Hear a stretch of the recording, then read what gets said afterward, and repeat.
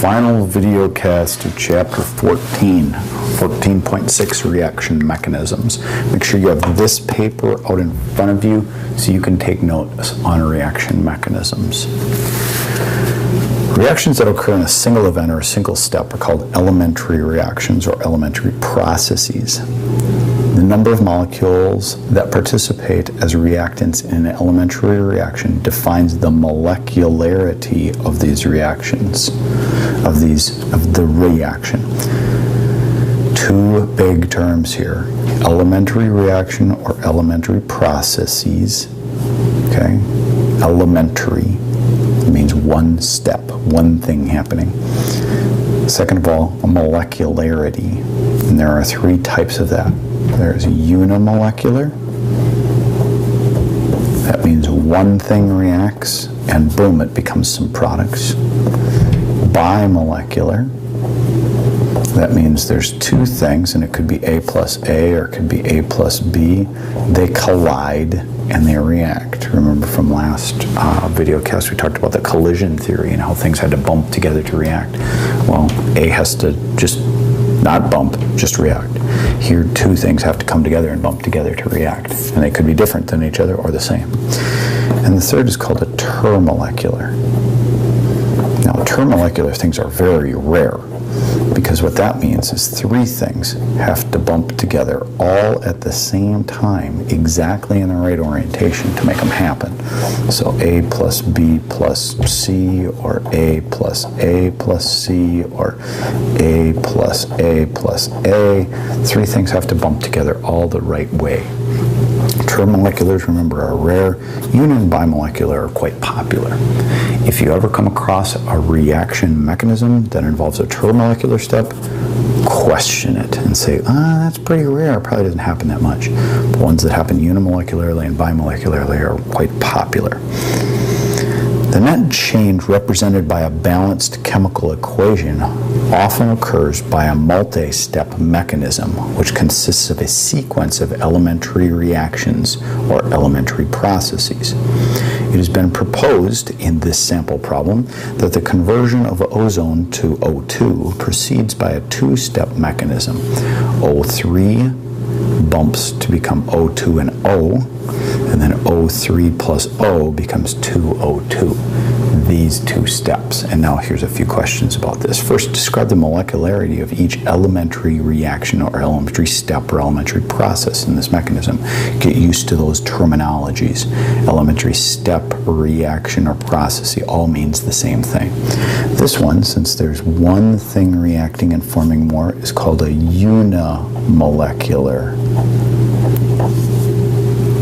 unimolecular elementary step or process. The second one, since there's an O3 and an O bumping together to form something, would be called a bimolecular process or bimolecular reaction. Second, write the equation for the overall reaction. To get the overall reaction, you take all the things on the left-hand side, tack them together, and then make them react to form all the things on the right-hand side. So in this case, it would be O3 plus O3 plus O goes to form O2 plus O plus 2O2. Now go ahead and combine some things. Okay, 2O3. And then this O and this O will cross off because they're the same on both sides. Goes to 3O2. Is it balanced? 2 times 3, 6. 3 times 2, 6. Yep, it's balanced. And everything is accounted for mass-wise on both sides. No matter was created nor destroyed.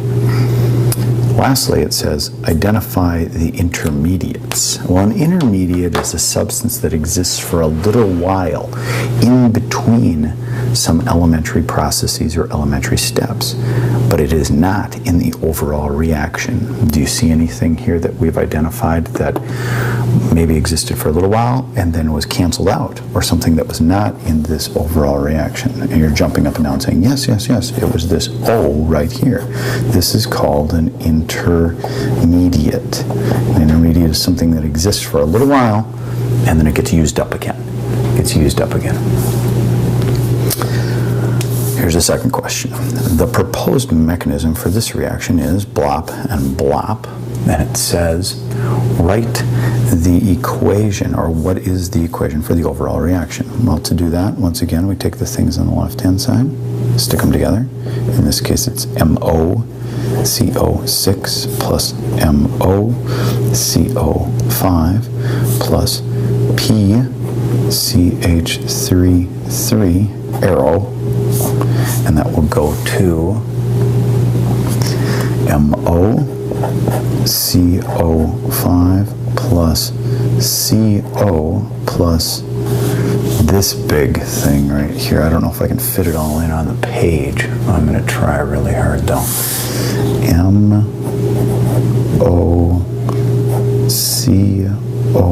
MoCO5 PCH3. Okay, kind of fit that. Anyway, is there anything that cancels out? Well, the MoCO5s look like they go away. We've got a CO here. There's no COs over here. There's an MoCO6. That looks like that stays in a PCH3. There's a balance. There's 3 CHs, 3 CHs. There's a P. There's a P. There's an MO. There's an MO. There's 1, 2, 1, 2, 0, 5, 6 of these guys, and there's an extra CO, so there's 6 of those COs. Yep, it balances. What is the molecularity of each step in the mechanism? If you look here, there's one thing and it reacts, so this is unimolecular. 2 things bump into each other, so this is a bimolecular step right here. And then lastly, identify the intermediates. It looks like our intermediate is this MoCO5 thing right here. That is our intermediate. Well, if we know that a reaction is an elementary reaction or an elementary step, then we know its rate law. Questions you answer must tell you that it's an elementary process or an elementary reaction. Otherwise, you don't know. Just like they told you right up here that these were 2 elementary steps. This one right here consisted of 2 elementary steps or 2 elementary processes. They can give you this reaction right here on the top and say, oh, this is an elementary step or an elementary process. If you know that, then you know the rate law. The rate law is told to you by the stoichiometry of the reaction. For example, if it's this one right up here, this was a bimolecular step, and it's an elementary process. We could write the rate expression then, where rate would equal some constant k, O3 to the first power, O to the first power. And this would be the rate expression for this particular bimolecular step. If it is an elementary step, then you can write the rate law with the exponents being the coefficients of the reactants. That's the only time you can do it. It tells you that it's an elementary process. Then you know the rate law because it is the stoichiometry of the experiment.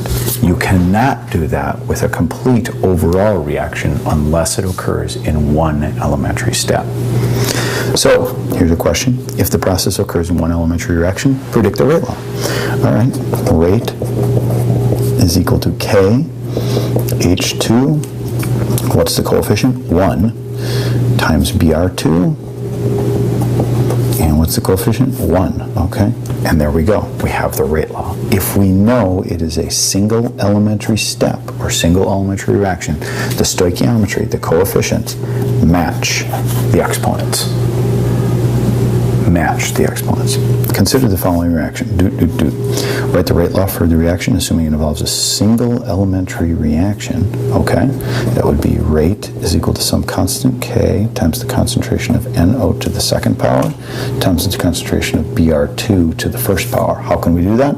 Because we know it is a single elementary step or single elementary process, and the stoichiometry now becomes the exponents.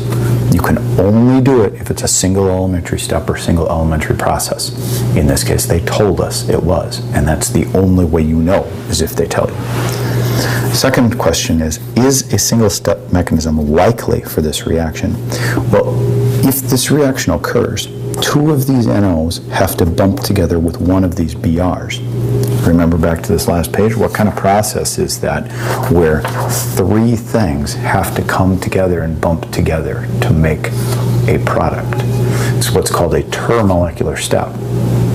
Well, we said termolecular steps are always a little bit questionable, and so we'd have to say that it is probably not very likely. Why not? Because three things have to bump together exactly right with the exact orientation to make it happen.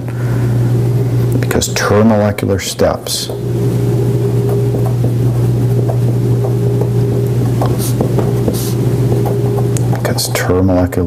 or termolecularity is quite rare. That would be a good justification for your answer. Why can't the rate law for a reaction generally be deduced from the balanced chemical equation? And that's because balanced chemical equations or overall reactions usually occur in more than one step. This is greater than one step, and they're not. Their molecularity isn't. I'm sorry. There's more than one step that occurs, and so there's more than one process that adds together to give you the overall thing. And remember, you can only grab the exponents right here from the stoichiometry if it is a single elementary process or single elementary step. Next question. The decomposition of nitrous oxide is believed to occur by a two-step mechanism. Slow step, fast step. Write the overall equation for the reaction. Well, we can do that. Take the things on the left and stick them together. N2O plus N2O plus O goes to things on the right-hand side. N2 plus O plus N2 plus O2. All right, cancel out the things that are the same. The O's go away. Look, we've got a cool intermediate there called O. And then these N2s could come together and these N2Os could come together, so we'd have an overall reaction of 2N2O goes to 2N2 plus O2. Yeah, that looks pretty good. Okay. Second of all, write the rate law for the overall reaction. For the overall reaction, the rate law. Well, the rate is governed by the slow step in a mechanism. The rate law is governed by the slow step in the mechanism. The slow step in this case is the first step. How do you know that? Because they told you. If you don't know, if they don't tell you it's the slow step, you won't like my answer. But you'll have to guess. Yeah, you'll have to guess. But they'll have to tell you which one's slow and which one's fast. They might say, if this one is slow, and in this case, they tell you which one's slow and which one's fast. So that means we can write the rate expression simply based on the slow step right here. Not the overall reaction, but the slow step, because the overall reaction is governed by which one of these elementary steps or processes is the slow one. So rate is equal to K times N2O to the first power, because there's a 1 in front of the N2O, and that's our only reactant. That is the rate law for this overall reaction as well as for this elementary step, because the slow step governs how fast the reaction is going to be. The slow step governs. If they don't tell you which one the slow step is, then you don't know what the rate law is for sure. Next, ozone reacts with nitrogen dioxide to produce dinitrogen pentoxide and oxygen. Here we have an equation. The reaction is believed to occur in two steps. The experimental rate law is, what can you say about the relative rates of the two steps of the mechanism? Which step is fast and which step is slow? Well, here's the rate law. And remember, the rate law comes from the slow step. And so if you undo the rate law, that means that O3 plus NO2 must go to some kind of products. Well, look at the steps right here. Is there a step that has O3 and NO2 in it as the only reactants, and they are to the first power, and therefore the coefficients are 1? Oh, look, here's O3, and here's NO2, and it's on the left side of the reaction with stoichiometries of 1 and 1. That means this must be the slow step, and this one must be faster. And so you can label them slow and fast because the rate law, remember, is based on the stoichiometry, the coefficients. That's what I mean when I say stoichiometry, the coefficients from the single step or elementary process that matches the exponents of the rate law.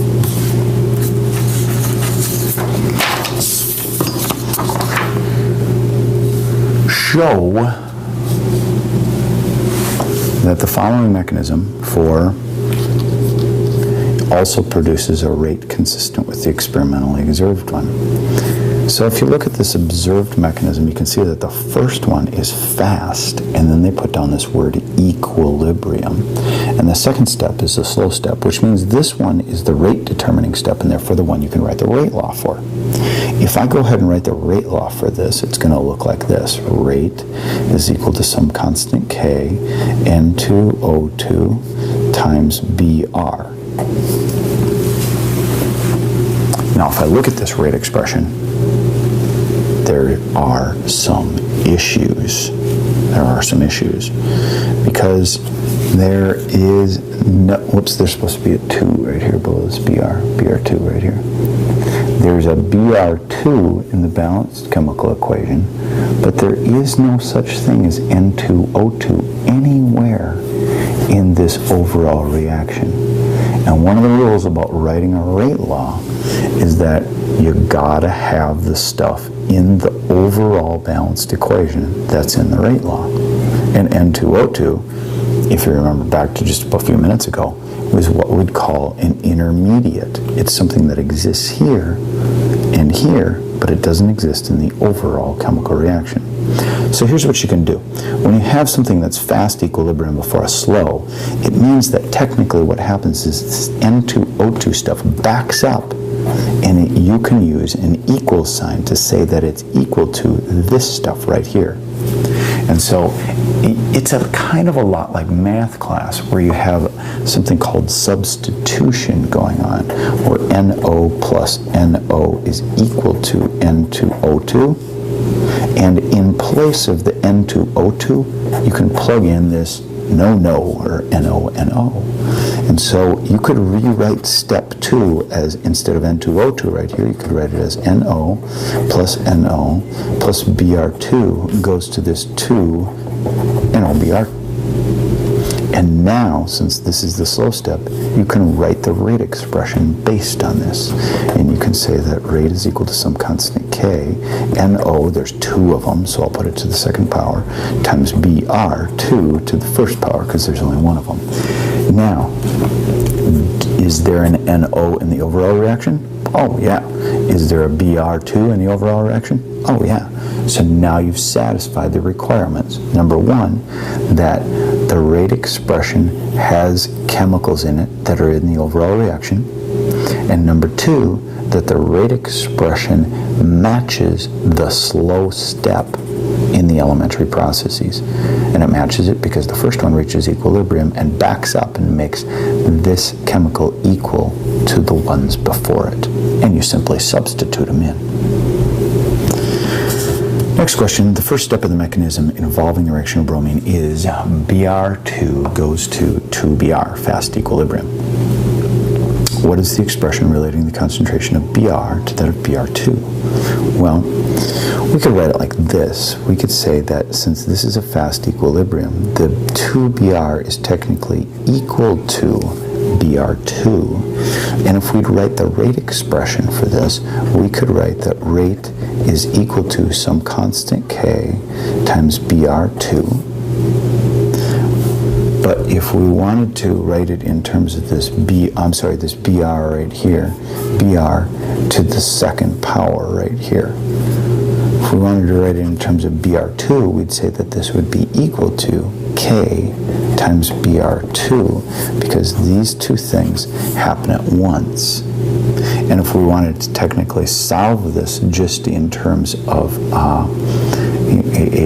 a rate, we could say that the rate is equal to both of these because they back up and go at the same rate for one another. And technically what I could do then is if I wanted to solve it for just Br in terms of Br, because they say what is the rate relationship in the concentration relating just Br to Br2, I could say that Br concentration is equal to the K from the Br2, I'll specify that one right here, times the Br2 divided by this K right here, which is technically just the Br, and then of course I'd have to get rid of this square, and I'd have to square root this thing to solve it just in terms of Br. Now you don't have to do that much, but this question kind of asks you to relate one concentration to the other, and since they're equal to each other and you're solving for one, it's just like using mathematics to solve for one unknown. Let's look at a second example. A reaction is known in a multi-step mechanism of here's an initial fast step, a second slow step. Write the overall reaction. Well, the overall reaction would be NO plus NO plus N2O2 plus O2 goes to N2O2 plus 2NO2. Does anything cancel out? Looks like the N2O's go away. And is it balanced? 2 N's, 2 N's, 4 O's, 2, 3, 4 O's. Yep, there we go. Identify any intermediates. The N2O2, because it cancels out. It's present for a little while and then it goes away. What is the rate expression for the slow step of the reaction? Well, for the slow step, it would be rate is equal to some constant K times N2O2 times O2, because this is the slow step and those are the reactants, and they both have stoichiometry coefficients of 1. So they'd have 1 as their exponents there. And then lastly, it says write the rate law for the overall reaction. The overall reaction, now remember, is based on the slow step, and I can't have N2O2 in there because it's not in the overall reaction. So I have to do some substitution, and remember I can go back here and I can say that N2O2 is equal to NO times NO. And so in place of this, I can write NO times NO, and I keep my O2 in there, because that was from there from before. My constant K, and my rate is equal to, and the NO is right here. I could technically write as NO squared and O2 and a K, and this is equal to the rate. Remember how I made these equal to each other, so that in place of this, I put NO and NO, and I kept the O2 in there that I had right here in this reaction, and I just replaced it with the no-no, and then I made it no-no squared, and this is the overall rate expression for the reaction. Last section of the chapter is about something called catalysis. Catalysis. Catalysts are substances that change the speed of a chemical reaction without undergoing a permanent chemical change themselves. Catalysts are very common. Most reactions in the body, atmosphere, and oceans occur with the help of catalysts. There are two different types of catalysts. Homogeneous catalysts. These are ones that are in the same phase, solid, liquid, gas, okay, same phase as the reacting molecules.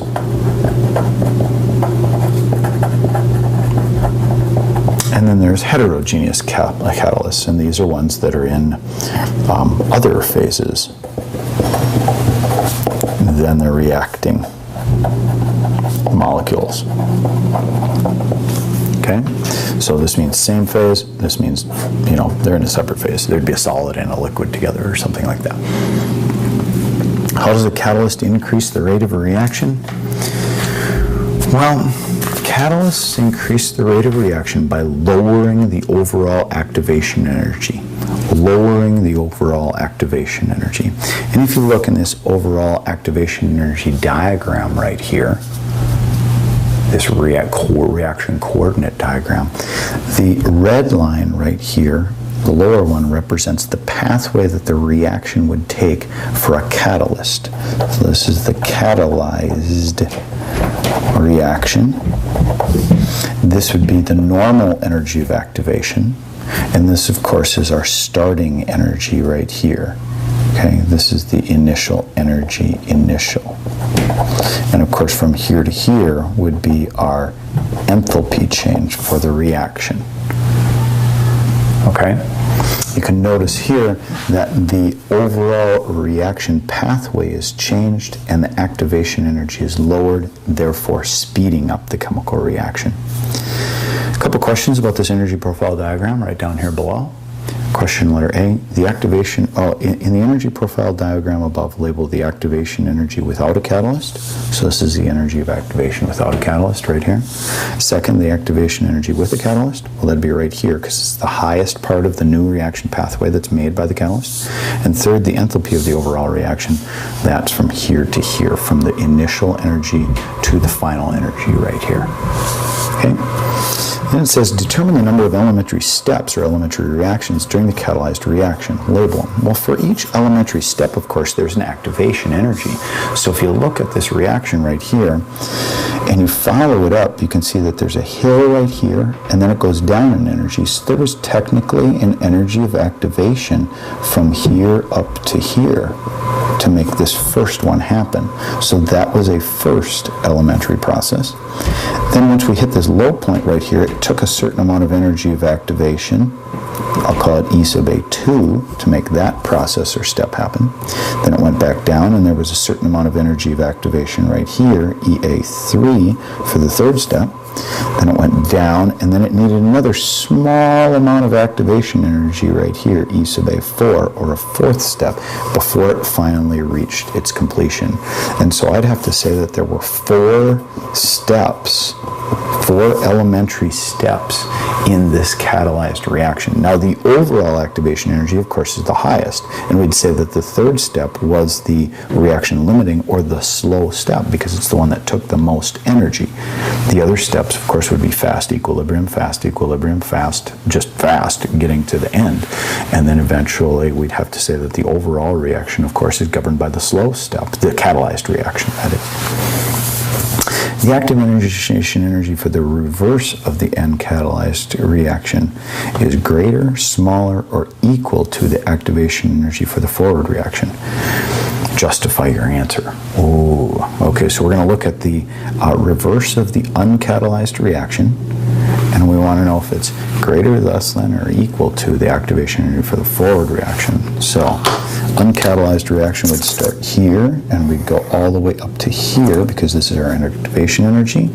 So for the reverse of the reaction, the E sub A would be here. And remember we said for the forward reaction, the activation energy would be from here up to here. So we'd have to say that the activation energy for the reverse of the reaction, which starts here and goes up to here, is much greater than the activation energy for the forward reaction. So answering the question, is the activation energy for the reverse, we'd have to say it's greater than. And justifying our answer, we could just take a look at the graph and we could say that it's a larger distance here from the starting of the reverse to the activation energy than from the beginning to the activation energy here. Good luck with your activation energy diagrams in catalysis, and good luck with all of your mechanisms, reaction mechanisms in section 16.6 of chapter 14.